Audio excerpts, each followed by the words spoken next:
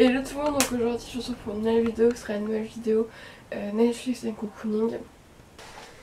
Voilà, donc je vais commencer par la série Bonding, je sais pas du tout comment ça se prononce. Alors c'est une mini-série Netflix, c'est un peu un nouveau format qu'ils sont en train de faire, il y a plusieurs séries qui sont comme ça maintenant. C'est les séries type 15 minutes par épisode, voilà 8 épisodes de 15 minutes. Ce qui fait que quand c'est bien mais sans plus, ça passe tout seul. Cette série, il faut savoir que en fait les premiers épisodes ont eu beaucoup de mal à passer avec moi, vu que nous avons donc Tiff qui donc est maîtresse May et qui, comme le dit le nom de la série, est donc dominante. Et voilà, surtout il y a un de ses clients, je ne sais plus son nom, mais il m'a traumatisé celui-là. Et du coup ce qui fait que au départ j'étais un peu dans quoi je me suis embarquée. Mais après on parle beaucoup plus sur les problèmes des personnages, un petit peu leur vie et moins sur leur boulot. Tiff et Doug, donc non, Tiff et Pete, pardon, Doug c'est un autre personnage. Tiff et Pete, donc Pete est un ami de Tiff, d'être assistant pour elle. Et voilà, pour pouvoir l'aider, être un peu son garde du corps, vu que on peut tomber quand même sur pas mal de malades. C'est une série qui est très sympa, mais après le format était très cool, 2 heures. Très bien, vraiment pas plus, pas moins, c'était très cool. Donc voilà.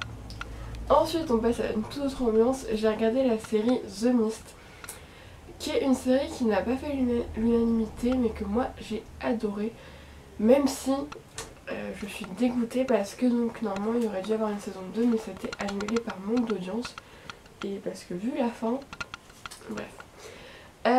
Donc on va suivre au départ la famille, donc Eve, Kevin et Alex. Donc Eve la maman, Kevin le papa et Alex la fille. Le nom de l'histoire, c'est que Alex va aller à une soirée parce que son père lui a autorisé alors que sa mère ne veut pas. Et elle va se faire violer, voilà. On veut à Kevin de l'avoir laissé y aller. Et du coup Eve part avec sa fille pour je ne sais même plus quoi. Et au final, et du coup Kevin va au commissariat pour porter plainte. Mais ce qui est un peu gênant, c'est que le policier qui normalement doit gérer ça, c'est le père de la personne qui a soi-disant violé Alex. Donc voilà, c'est ça au départ. Et d'un coup, il y a une brume qui arrive. On ne sait pas ce qui se passe. Il y a la brume qui se lève.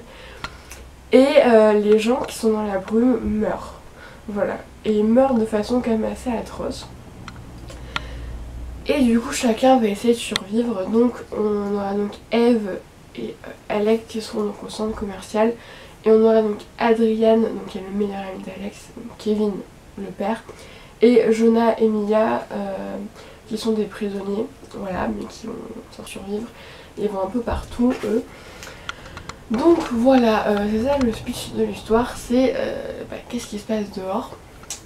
Même si finalement à la fin de la série, on sait toujours pas ce que c'est en fait. Même si on a peut-être une petite idée de qui pourrait être à l'origine de ça, mais je trouve ça un peu facile quand même de dire que c'est à cause du gouvernement. Après, quand j'ai commencé la série, quand j'ai vu le speech, j'ai pensé que c'était un peu un mix entre The Rain et Bird Box. Tout simplement parce que The Rain, parce que c'est une pluie qui tue les gens et là c'est de la brume, donc on est à peu près dans le même style. Et Bird Box parce que en fait j'ai eu l'impression que la brume utilisait les peurs des gens, vu qu'on voyait un policier qui avait une grosse peur des cafards, ou en tout cas des insectes en général. Et quand il meurt, il se fait bouffer par des insectes. Et du coup j'en ai supposé que c'était que la brume servait des peurs des personnes pour les tuer.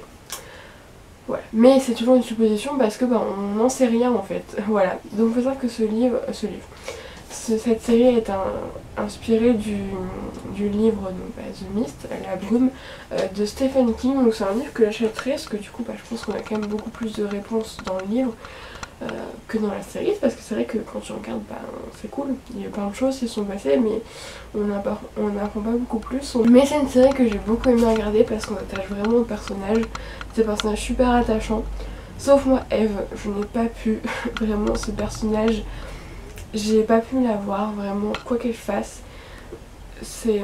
Alors oui, à la fin il y a des choses qui justifient ce qu'elle a pu faire et encore non, parce que bah non en fait. C'est vrai que moi que j'ai pas mal aimé quand même, j'ai trouvé ça assez sympa. Et ce que j'ai pas trop aimé c'est les gens sur... Vous savez je suis sur Showtime et ça permet de savoir l'avis des autres gens sur la série et des fois ça me permet de comprendre des choses que je n'avais pas compris. Ouais, des fois je suis un peu... Ouais moi j'avais pas du tout compris ça mais oui. Et les gens disaient ouais cette série... Pas pour ça mais cette série est nulle et tout. Mais sauf qu'en fait ils disaient ça alors qu'ils ont été à l'épisode 7. Et j'ai envie de dire une série si tu l'aimes pas tu vas pas jusqu'à l'épisode 7, tu arrêtes avant. Bon ça j'ai pas trop compris ça. Ensuite j'ai enfin fini Unbreakable Kimmy Schmidt. Il me restait 4-5 épisodes de la saison 4 et je me suis dit allez meuf vas-y. C'est une série qui est très sympa mais j'en ai trop bouffé, vraiment j'en ai trop... voilà, je pouvais plus. Bref.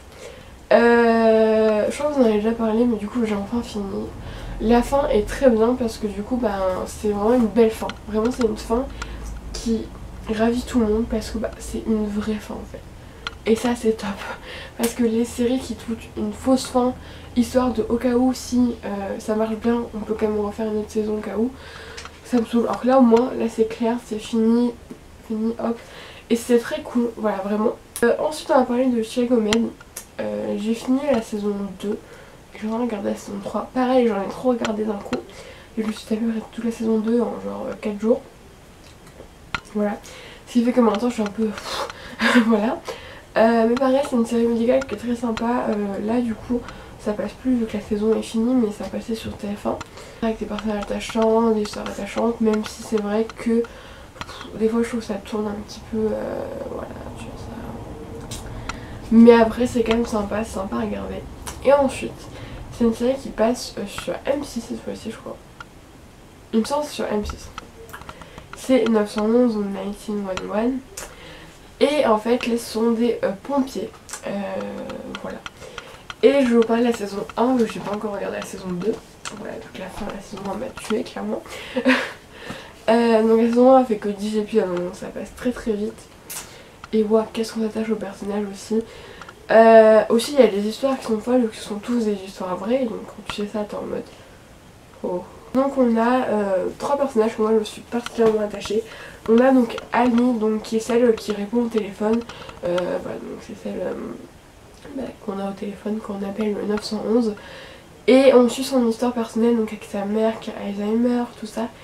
Et son histoire d'amour particulière avec Buck, donc Buck un pompier de l'équipe 911. C'est pas une équipe 911, vous avez compris ce que je veux dire. Voilà, qui est trop mignon, vraiment, genre voilà. Ouais, c'est trop chaud et en plus bah, du coup apparemment on ne la voit plus dans saison 2. Bah vu la fin de la saison 1 c'est totalement logique. Et du coup je trouve ça très triste parce que c'est un personnage que j'aime beaucoup. Donc j'espère qu'on la retrouvera un jour. Et il y a aussi le personnage de Bobby. Qui en fait quand on apprend son passé, son histoire personnelle, d'ailleurs ça m'a fait chialer ça. Et qu'on comprend la signification d'une certaine chose. C'est hyper touchant et... Déjà j'aimais bien ce personnage parce que vous voyez en fait il est gentil quoi. Et ses collègues pour lui c'est comme sa famille. Et bref. Cette série est géniale et rien que là j'ai juste envie d'aller regarder la saison 2, c'est ce que je vais faire. Même si en ce moment j'ai commencé une série. C'est la série Lucifer sur Netflix.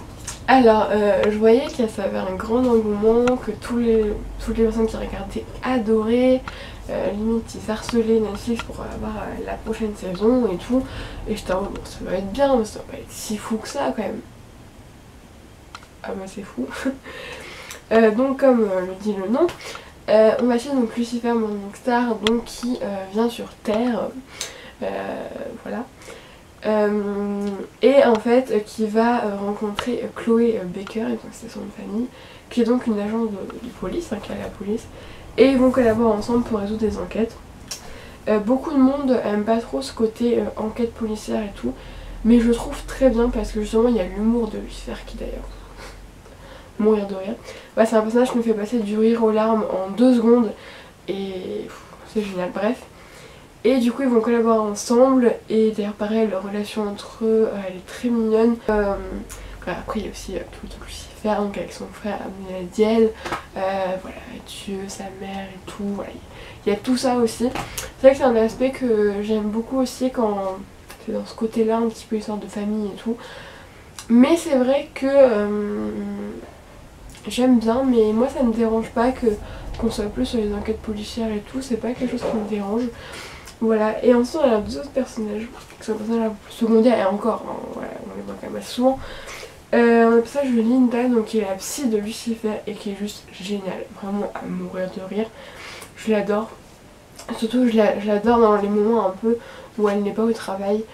Elle est top vraiment. Donc voilà, c'est Top Pseudo, je vous fais d'énormes bisous et je vous dis à la prochaine fois. Je sais pas encore pourquoi, mais des bisous.